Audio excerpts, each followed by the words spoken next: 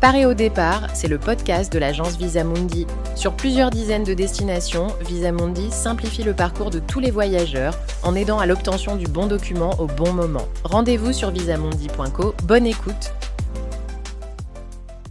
Bonjour et bienvenue. Voyager aujourd'hui, c'est un vrai paradoxe.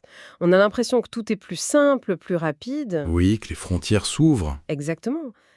Et en même temps, on est noyé sous les termes e-visa, visa électronique, autorisation de voyage, carte d'arrivée.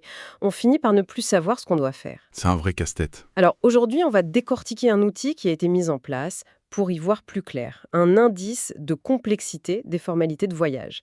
L'idée, c'est de comprendre comment il fonctionne et ce qu'il nous dit sur cette bureaucratie du voyage. Oui, et cet outil il répond à un vrai besoin.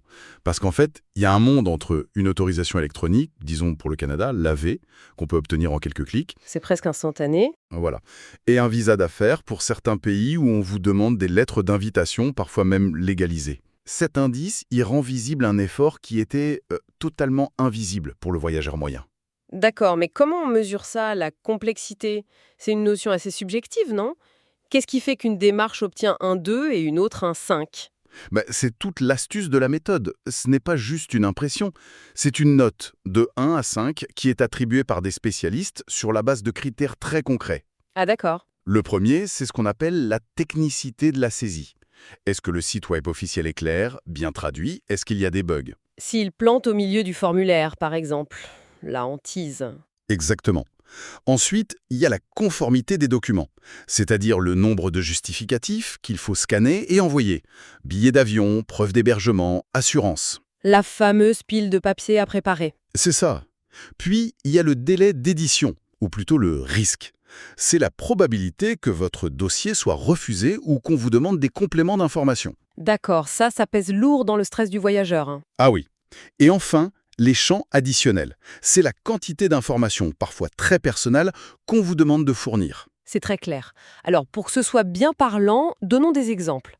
Un niveau facile, 1 ou 2, ça correspond à quoi? Là, on est sur les grands classiques. Pensez à l'ESTA pour les États-Unis, la VEA canadienne ou encore l'ETA pour le Royaume-Uni.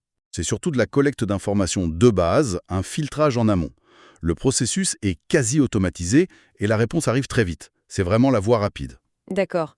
Et à partir de quel moment ça commence à se corser un peu? Le niveau moyen, l'indice 3? Alors là, on entre dans le monde des visas électroniques qui exigent de fournir des preuves, pour la Côte d'Ivoire ou le Vietnam par exemple. Il ne suffit plus de déclarer, il faut vraiment télécharger des documents. Ah oui. Une photo d'identité avec des normes très strictes, une réservation d'hôtel, une copie du billet d'avion.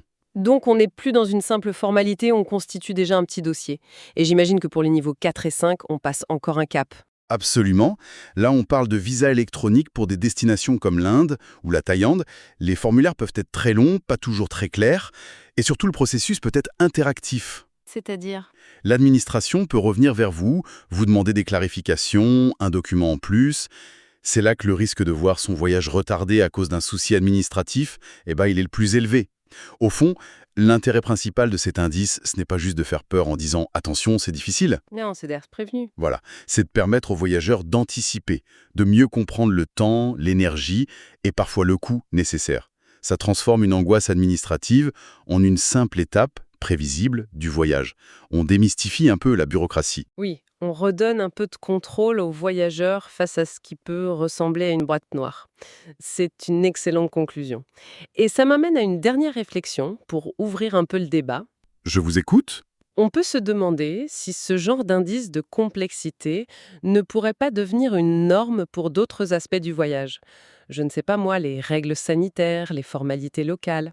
À quoi ressemblerait la préparation d'un voyage si chaque étape était notée avec une telle clarté? Est-ce que ce serait la fin des mauvaises surprises? C'est une question à méditer.